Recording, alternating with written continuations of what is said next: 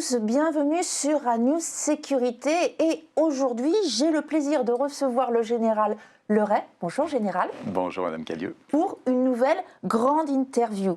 Merci à vous tous de nous suivre sur ANews Sécurité. Alors général, vous avez dirigé la sécurité des Jeux Olympiques. Directeur de Paris 2024, directeur sécurité de Paris 2024. C'est le retour d'expérience aujourd'hui, retour sur cette réussite de l'opération et puis aussi de l'héritage de cet événement, puisqu'on parle aussi beaucoup d'héritage aujourd'hui. Alors, cette sécurité au niveau des Jeux Olympiques, c'est une vraie réussite, tout le monde le dit, on l'a vu, on va revenir dessus pour voir comment, entre le moment où vous êtes arrivé, c'est monté crescendo, comment vous avez pu, avec tous les autres acteurs, réussir cet événement d'un point de vue sécuritaire. Tout d'abord, on va faire un petit feedback sur le moment où vous êtes arrivé. Où ça en était, vous avez beaucoup travaillé avec le CIO, avec les différents acteurs, où ça en était et qu'est-ce que vous avez mis en place? Eh bien, écoutez, moi j'ai rejoint le comité d'organisation il y a 4 ans. Alors je n'étais pas directement en charge de la sécurité, mais j'accompagnais. Donc voilà, j'étais conseiller spécial auprès du directeur général, mais effectivement, fort de mon expérience personnelle, évidemment, j'étais très investi et j'accompagnais la direction de sécurité qui était sous la responsabilité donc de Thomas Collomb, directeur délégué à l'époque. Voilà. Et donc il y a 4 ans, on en était donc à un travail beaucoup de planification avec un très gros travail d'anticipation qui nous semblait indispensable pour jeter les bases, poser le cadre de l'organisation de la sécurité pendant les Jeux. Et je pense que c'est une des clés de la réussite, cette très longue anticipation, le fait de réfléchir vraiment de manière à distance de l'événement sur la façon dont on allait l'organiser, sur les règles de partage des responsabilités entre les uns et les autres. Et donc, il y a 4 ans, nous en étions effectivement à ce stade de la planification. Voilà, donc vous étiez à ce stade, vous avez dû également, vous étiez aussi en charge du recrutement quelque part avec vos collaborateurs, puisque vous avez commencé, même si ça avait déjà démarré, c'était encore une petite équipe à l'époque. Comment ça s'est passé sur cette phase? Eh bien, écoutez, les forces de la direction de la sécurité, qui ont atteint un petit peu plus de 200 collaborateurs pour le jour J, effectivement, il y avait il y a 4 ans que quelques dizaines de collaborateurs. Et petit à petit, cette structure est montée en puissance en agrégeant des compétences en fait très variées, des gens de l'événementiel ou pas de l'événementiel, ayant une culture sécurité ou pas, venant du secteur privé, voire certains transfuges du secteur public, si j'ose dire. Voilà, et donc cette mayonnaise, si je peux m'exprimer ainsi, est montée crescendo jusqu'au jour J de l'événement. Alors, vous aviez régulièrement des réunions aussi avec le CIO, il y avait les Security Reviews. À quoi cela servait et comment ça se passait? Alors vous avez raison, effectivement, c'est un point très important et très spécifique au comité d'organisation, c'est-à-dire qu'il y a une forme de doctrine, un corpus doctrinal qui accompagne l'organisation des Jeux Olympiques et de ce point de vue-là, évidemment, le CIO est prescripteur et partenaire indispensable pour aider tous les comités d'organisation à poser les bases, à jeter les bases du dispositif de sécurisation des Jeux Olympiques dans une logique un petit peu d'historique, de continuité, de façon à ce que chaque participant aux Jeux Olympiques se retrouve dans un environnement de sécurité peu ou prou comparable d'une édition à une autre. Alors, comme vous venez de le dire, du coup, il y avait différents acteurs lors de ces Security Reviews. Est-ce que c'est ceci aussi qui permettait dès le départ de poser aussi les bases de ce fameux continuum? Alors, j'ai évoqué effectivement l'anticipation et là, on aborde des rendez-vous effectivement qui contribuent à un autre aspect particulièrement important de l'organisation des Jeux Olympiques, qui est la coordination. Et donc, vous citez par exemple ces rendez-vous des revues sécurité, Security Review, organisées avec le CIO, organisées avec des représentants des délégations déjà à cet horizon-là, avec tous les partenaires de l'État et qui permettaient effectivement de partager les grands principes d'organisation, de commencer à à diffuser de l'information sur les conditions d'organisation des Jeux Olympiques dans le domaine de la sécurité et sur la façon dont l'ensemble des mesures allaient être déployées. Chaque participant, chaque partie prenante, étatique évidemment dans sa grande diversité, avait ainsi l'occasion d'expliquer la façon dont ils allaient remplir leur mission durant les Jeux. Alors, on l'a souvent dit, hein, quand même, un événement hors norme, donc une organisation, une mise en place d'une sécurité hors norme, avec tous ces acteurs qui y ont contribué. On est venu vous chercher, Général, parce que vous aviez quand même une certaine expérience par le passé. Qu'est-ce qui vous a semblé, dès le départ, prioritaire, essentiel à mettre en place dans cette planification organisation ?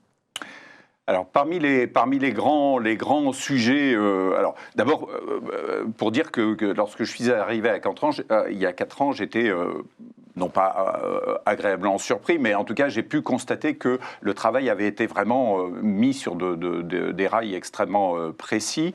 Ce qui a paru le plus important dès cette période, il y a 4 ans, et ça a été crescendo, c'est ce rapprochement avec les services de l'État. Forcément, l'organisateur est consacré, lui, à 100% à l'organisation des Jeux. Il se lève jeu, il se couche jeu, il dort jeu. Voilà. Et donc, c'est un avantage, évidemment, dont ne bénéficient pas tous nos partenaires de l'État qui ont toute la vie quotidienne. Évidemment, ça renvoie en particulier à l'activité du ministère de l'Intérieur qui a beaucoup plus de difficultés à se projeter, lui, très longtemps avant l'événement. Voilà. Et donc, une bonne partie de l'activité suite à mon arrivée a consisté à encourager, à accompagner l'État pour qu'il embarque à son rythme petit à petit sur l'événement. Et on peut dire que globalement, il y a eu une bascule à l'été 2022, malheureusement au lendemain des événements, en particulier du Stade de France et de la finale de triste mémoire, et qui a, je dirais, constitué un petit peu un nouveau point de départ côté État pour une mobilisation encore accrue à partir de cette date-là. Alors justement, et je reviens sur ce fameux continuum, parce que là aussi, on a vu, de par ce dramatique événement, ce qui pêchait, entre guillemets, quelque part. Et là, on a vu que le fait de réunir l'ensemble des acteurs faisait qu'il y avait une meilleure coordination, quelque part. Alors, je pense que c'est important, effectivement, d'aborder ce point, parce qu'on a souvent l'habitude d'utiliser ce mot continuum qui, d'une certaine manière, est un petit peu un mot valise et dans lequel on met un peu tout et n'importe quoi. Je pense que derrière, effectivement, cette notion de continuum, il y a l'idée majeure qui consiste à organiser, à ce que tous les parties prenantes à la sécurité se coordonnent de la manière la plus étroite possible, apprennent à travailler ensemble, se répartissent les responsabilités d'une manière aussi efficace que possible. Et donc, voilà, effectivement, c'est cette notion de continuum. En tout cas, moi, lorsque je l'évoque sous cet angle-là, non pas une juxtaposition de moyens d'uniformes différents, mais vraiment une intégration, une coordination la plus complète possible de façon à avoir la meilleure efficacité sur le terrain. Alors voilà, vous avez tout à fait raison de le rappeler. Et donc du coup, l'État qui a eu un vrai rôle à jouer, crucial, avec tous les acteurs étatiques qui étaient présents, et puis aussi les entreprises privées. Les entreprises privées, puisque à un moment donné, les médias en ont beaucoup parlé, il fallait être certain que les agents de sécurité soient au rendez-vous, à un nombre suffisant et auprès des forces de l'ordre. Comment vous avez...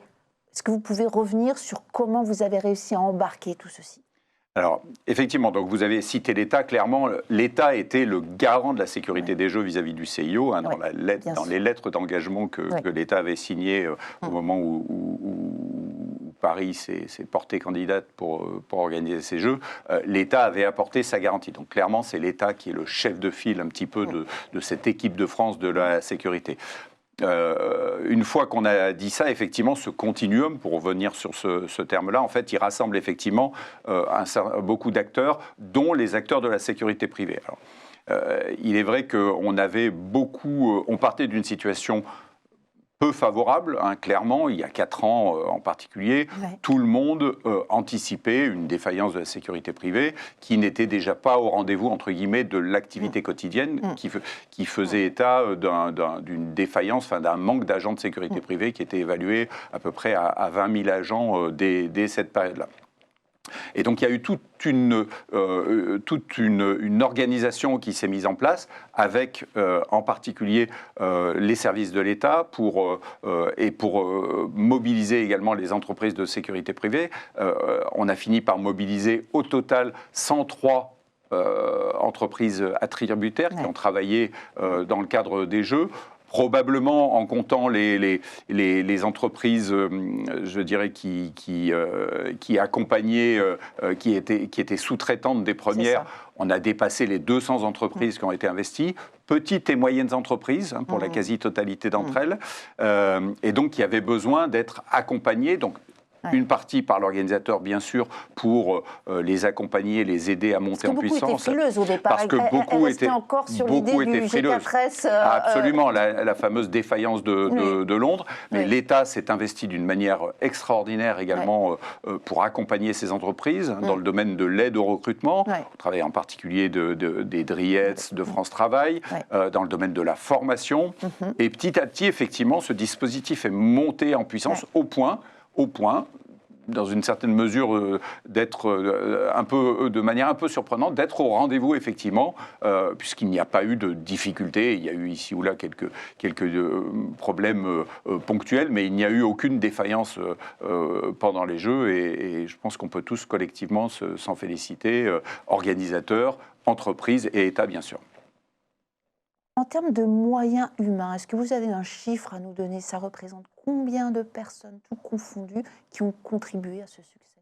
Alors, donc je vous l'ai cité, on était un petit peu plus déjà de 200 personnes au sein de la direction de la sécurité des Jeux, hein, un tiers à peu près au niveau central pour coordonner et piloter l'ensemble du dispositif à notre siège de Saint-Denis, et 2 tiers répartis sur les dizaines et les dizaines de sites que nous avions à mettre en œuvre. Côté sécurité privée, au bilan, nous avons mobilisé sur la totalité des Jeux Olympiques et des Jeux Paralympiques 27 500 agents différents. Voilà.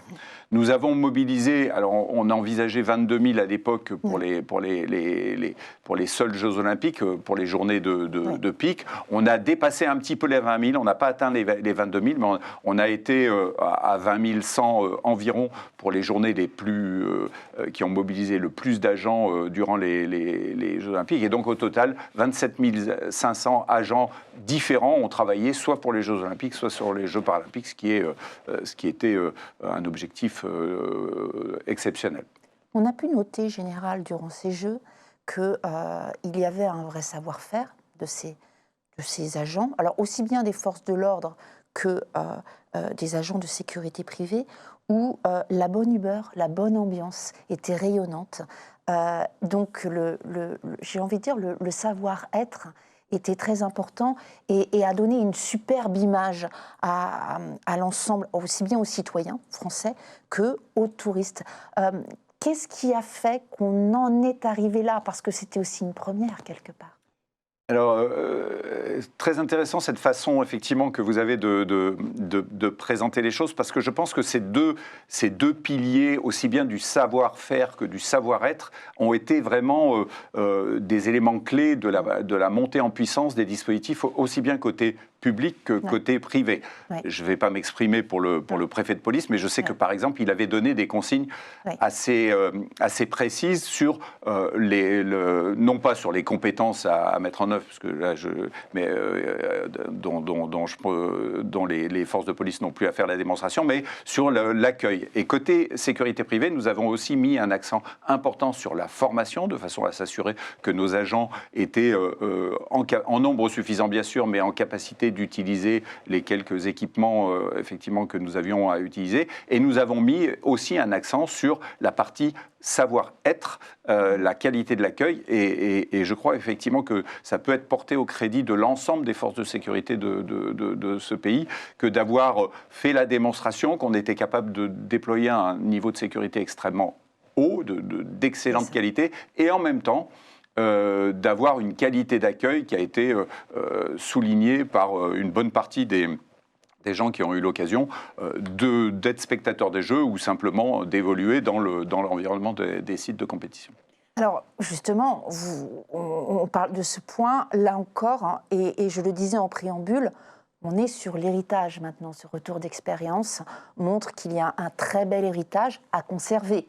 Il n'y a pas longtemps, lors de ce match hein, qui a été beaucoup évoqué, Francis Raël, le ministre de l'Intérieur, a dit qu'on allait mettre en place un petit peu, qu'on allait se servir de l'expérience des Jeux Olympiques pour finalement mettre en place un petit peu les mêmes façons de procéder, les mêmes process.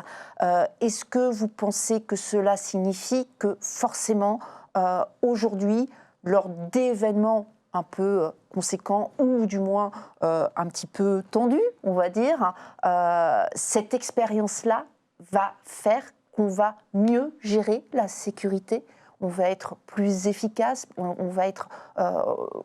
voilà.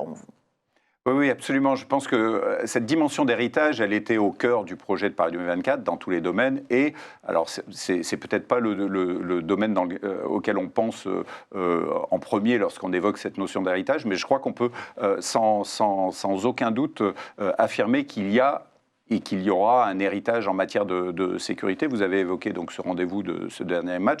Donc je ne connais pas les détails du dispositif qui a été déployé, mais à n'en pas douter, je dirais le mode de travail avec l'organisateur, la coordination, le fait probablement de regrouper au PC sécurité du Stade de France les bonnes personnes et de mettre en place un schéma de coordination encore plus étroit qu'il pouvait l'être par le passé, fait sans aucun doute partie de l'héritage et toutes les villes qui ont organisé et y compris les villes qui organiseront et qui n'ont pas accueilli d'épreuves des Jeux Olympiques, pourront bénéficier, à n'en pas douter, je dirais, d'un peu de cette pratique, de ces bonnes pratiques qui ont été mises en œuvre durant les Jeux. Alors, dans la continuité de cet héritage, nous avons un ministre délégué auprès du ministre de l'Intérieur, Nicolas Daragon, qui a notamment en charge, donc dans la sécurité du quotidien, notamment en charge la sécurité privée. Là aussi, on peut dire que c'est un héritage ? Oui, je pense que c'est un point important. Alors, les précédents ministres de l'Intérieur, évidemment, avaient en charge cette dimension de la sécurité, puisqu'une partie des services du ministère de l'Intérieur ont en charge en particulier, par exemple, le sujet de la régulation de cette profession. Mais je pense qu'il y a un affichage, je dirais, qui a du sens, que de confier spécifiquement donc à ce ministre, M. Daragon, cette fonction d'assurer le lien avec le monde de la sécurité privée. Ça a un sens pour aller, je pense, effectivement, au-delà du seul aspect réglementaire, du seul aspect qui consistait à dire comment on peut être agent de sécurité, comment on donne des accréditations, des cartes d'autorisation d'exercice de cette profession. Je pense qu'il y a une réflexion de fond à conduire, et je ne doute pas que les services du ministre s'en occuperont, sur la répartition des responsabilités, quelle mission donner, renforcer peut-être pour la sécurité privée dans un environnement où les forces sont comptées dans tous les domaines. Alors on parle de sécurité privée, on a beaucoup parlé d'agents de sécurité, la sécurité privée étant beaucoup plus large que ceci. Pour vous, il y a 4 ans, il y avait peut-être, et vous l'avez dit, la profession dans la sécurité privée humaine n'était peut-être pas encore complètement mature, on va dire, par rapport aux attentes. Elle a été au rendez-vous en nombre et en termes de formation, et vous, l'État les a accompagnés en ce sens. Je pense aussi aux autres acteurs, les directeurs sécurité de toutes les organisations, d'ailleurs qu'elles soient publiques ou privées, qui étaient aussi impliqués dans ces jeux, directement ou indirectement. Est-ce que vous pensez qu'aujourd'hui, ça rentre aussi dans cet écosystème et dans cette coopération, coordination? À n'en pas douter, effectivement, hein, ce monde des directeurs sécurité, des entreprises, quelles qu'elles soient, de toute façon, je dirais, la dimension des Jeux Olympiques a eu un tel impact sur la vie quotidienne de tous les Français et de toutes les entreprises. Donc il y a eu mis en œuvre, je dirais, un dispositif qui associait, alors évidemment pas en première ligne de l'organisation des Jeux, mais je dirais dans le bon fonctionnement de toutes les entreprises autour des Jeux, pour qu'elles puissent continuer, ne serait-ce que ça, leur activité, qu'elles puissent elles aussi adapter leur dispositif de sécurité en fonction de l'état de la menace tel qu'il pouvait être évalué à l'époque. Et donc, oui, clairement, les directeurs de la sécurité font partie, hein, je dirais, de cette équipe France de la sécurité qui a été mise à contribution pour les Jeux. L'avenir de Paris 2024 ? Vous êtes combien maintenant? Alors l'avenir de Paris 2024, donc nous étions au pic des Jeux Olympiques, nous étions un petit peu plus de 4000 collaborateurs.